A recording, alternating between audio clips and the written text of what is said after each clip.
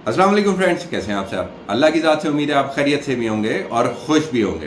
Friends, कभी आपने सोचा है माइंड और ब्रेन में क्या फ़र्क है? नहीं, मैं बताता हूँ आपको।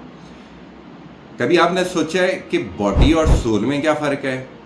नहीं।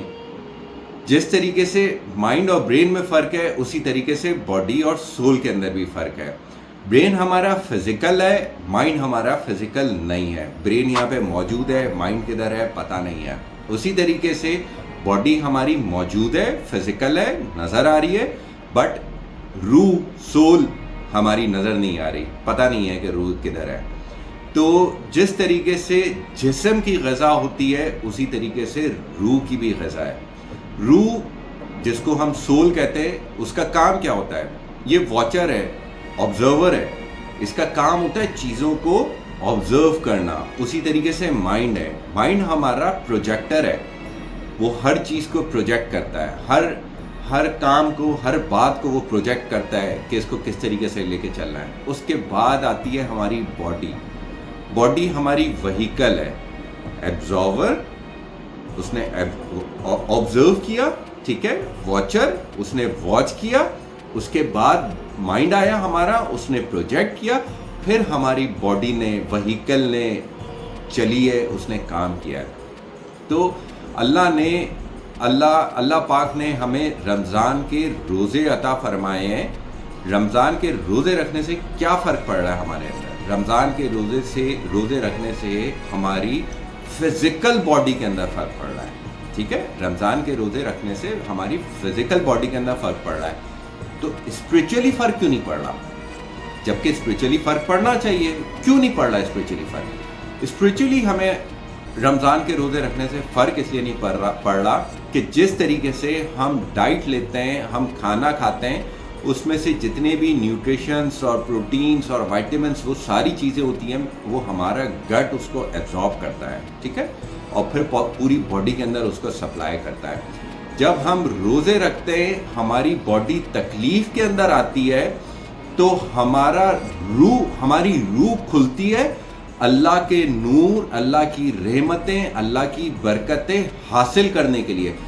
तो ये सारी नेमतें, रहमतें और बरकतें रूह में आती हैं, और जब रूह के अंदर वो समाती हैं तो हमारे अंदर खुजू और खुशू पैदा होता है, हमारी दुआओं के अंदर लज्जत पैदा होती है, हमारी इबादत के अंदर लज्जत पैदा होती है, हमारे दिल के अंदर नूर जागता है, हमें मोहब्बत से लोगों से बात करने का दिल करता है, हमारे अंदर एक सॉफ्टनेस और एक नरमी पैदा होती है।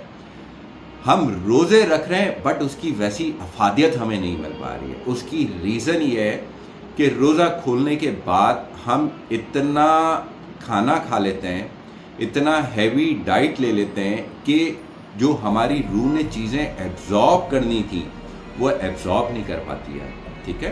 पूरा दिन हम भूखे रहे और शाम को हमने इतना खा लिया, लथार्जिक हो गए, ठीक है, गैस्ट्रिक प्रॉब्लम हो गई, लथार्जिक हो गई, कोई काम नहीं कर पा रहे, तरावी नहीं पढ़ पा रहे। रात अल्लाह पाक ने रात रमज़ान की जागने के लिए दी है, इबादत करने के लिए दी है। रात हम फ्रेंड्स में गुजार लेते हैं, रात हम फैमिली के साथ शॉपिंग पे चले जाते हैं, हम वहाँ पे गुजार लेते हैं। रात जाग के इबादत करने के लिए दी है, जाग के घूमने फिरने के लिए ये रात नहीं दी है।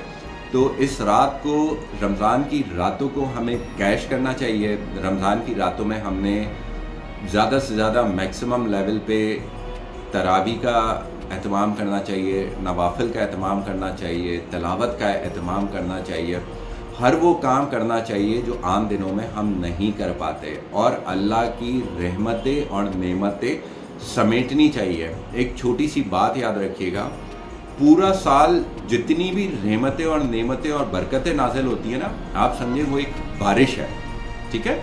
बट कभी आपने क्लाउड बर्स्ट का सुना है कि क्लाउड बर्स्ट होता है, बादल फटता है। जब वो बादल फटता है तो उसमें से इतना पानी आता है कि वो संभाला नहीं जाता।